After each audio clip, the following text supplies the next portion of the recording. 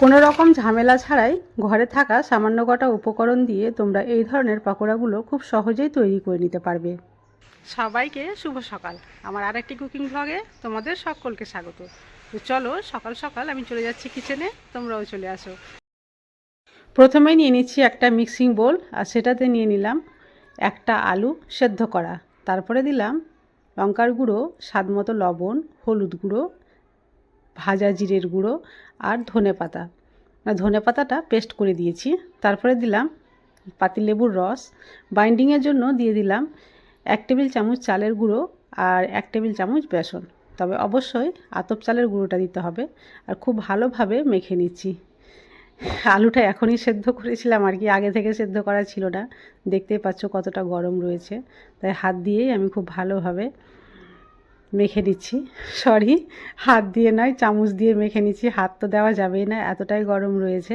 তো যাই হোক, এই ধরনের সহজ সরল আর ইউনিক রেসিপি আমি প্রতিদিনই তোমাদের সঙ্গে শেয়ার করে থাকি। আমার রেসিপিগুলো তোমাদের ভালো লাগলে প্লিজ আমার চ্যানেলটি সাবস্ক্রাইব করে পাশে থেকো।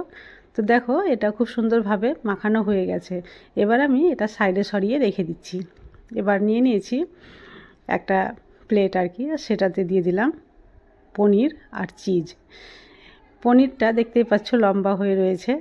আগে পনিরের অনেকগুলোই রেসিপি করেছি, এটাই বেঁচে ছিল, তাই ভাবলাম চলো আজকে একটা পকোড়া তৈরি করা যাক। দুটো চিজের কিউব ছিল, সেটাও গ্রেট করে নিচ্ছি।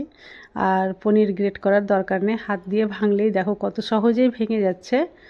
তো এইভাবে আমি একটা পুর তৈরি করে নিচ্ছি। তো এই পুরটা ভাজার পরেও কিন্তু ভেতরটা নরম হয়েই থাকবে, আর এই পকোড়ার উপরটা একেবারে ক্রিস্পি হয়ে যাবে। তো তোমরা এটা ভাত দিয়েও খেতে পারো, গরম ভাতের সঙ্গে। তাছাড়া তোমরা এটা চায়ের সঙ্গে স্ন্যাক্স হিসাবে খেতে পারো। তো এবার আমি নিয়ে নিয়েছি একটা প্লেটে কিছুটা সুজি।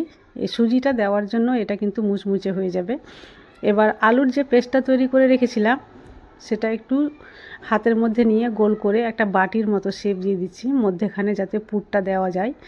তো যতটা সম্ভব পুর দেওয়া ততটাই দিচ্ছি, মানে একটু বেশি করেই আর কি দিচ্ছি। বেশি পুর থাকলে খেতে টেস্ট আরও সুন্দর লাগবে। তো যতটা দেওয়া যাচ্ছে আর কি ততটাই দিচ্ছি, দেখতেই পাচ্ছ। এবার পুর দিয়ে মুখটা বন্ধ করে দিয়ে হাতে একটু গোল গোল করে ঘুরিয়ে নিয়ে সব দিক থেকে সমান করে মধ্যেখানে একটু চ্যাপটা করে দিলাম। এবার এটা কিন্তু আমি কোনো স্লারির মধ্যে ডিপ করা ছাড়াই সরাসরি সুজির উপরে রেখে দিচ্ছি।